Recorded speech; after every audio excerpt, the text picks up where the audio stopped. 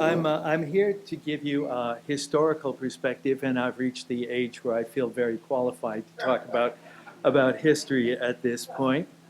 So let's just get started a little. Let's talk about the problem first of all. The basic problem is that about 1 in 100 people have epilepsy, and that we get 2/3 of those people under control with the anti-epileptic medications. But that means about 1 in 300 people are living with uncontrolled epilepsy at this point. Now, I'm a co-director of EpLink. That is the epilepsy research program of the Ontario Brain Institute. And our program is centered around therapies. We're not basic science so much as we are applied science. We're trying to find new ways to stop seizures and help people to live with seizures. We've looked at a number of new drugs, but the one that we're most interested in now is cannabidiol. Cannabidiol, or CBD, may be an important new therapy for epilepsy. Okay, cannabidiol is an extract from the cannabis plant that's often referred to as marijuana, and it's been used in medicine since ancient times.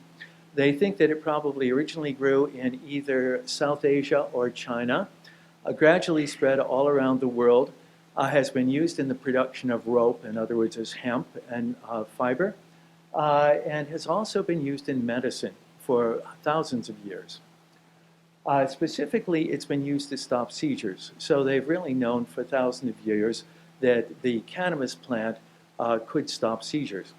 The problem is that cannabis itself makes you high. In other words, that's the street use of marijuana, is to get high. And of course, that is a drawback in a drug that we want to use to control seizures. So the big drawback with cannabis or marijuana itself is its psychotoxic properties. Now, in the middle of the 20th century, they began to extract the pure extracts from the cannabis plant.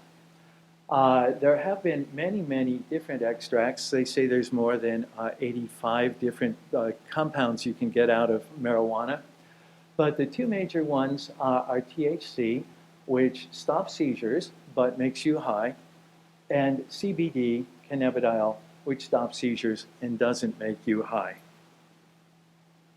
So cannabidiol, of course, is what we're interested in. We feel that it has the potential to be developed into an important new therapy for epilepsy. Now, with epilepsy therapies, and that's what my lab does a lot, with epilepsy therapies, the first thing you do is test them in animals before you look at testing them in people.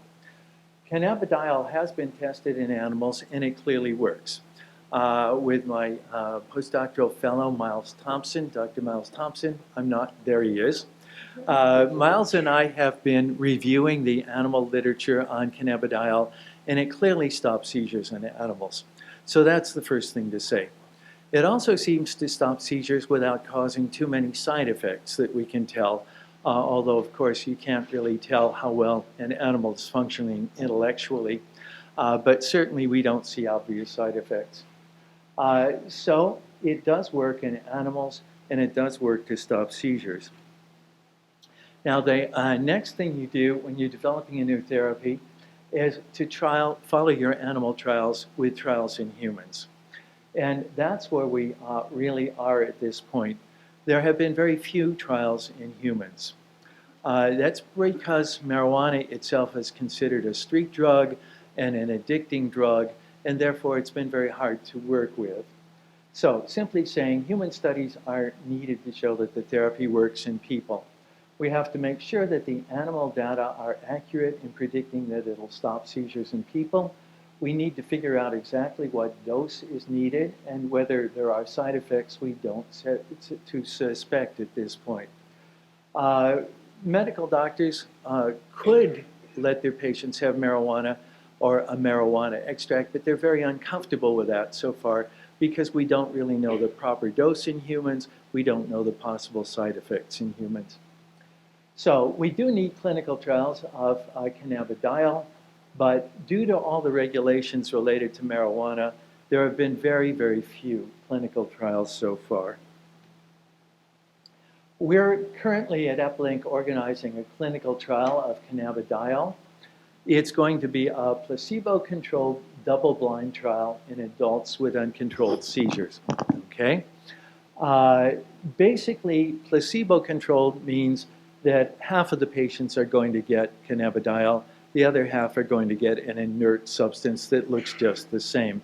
So half of them get the drug, half of them get a placebo. The second thing is that it's double-blind. The patient doesn't know whether he's getting drug or placebo, and the doctor doesn't know either. Only I will know at this point, and I won't be telling. And you have to do it this way so that patient expectations don't give you false positives, or the doctor's hopes of improvement don't give you false positives. Okay, so it'll be double-blind and placebo-controlled. We're working through the paperwork, and I'll tell you, it's fierce, but with luck, we might be able to start enrolling people next summer. Just to say, our goal is to determine whether cannabidiol works and it's safe when people with seizures.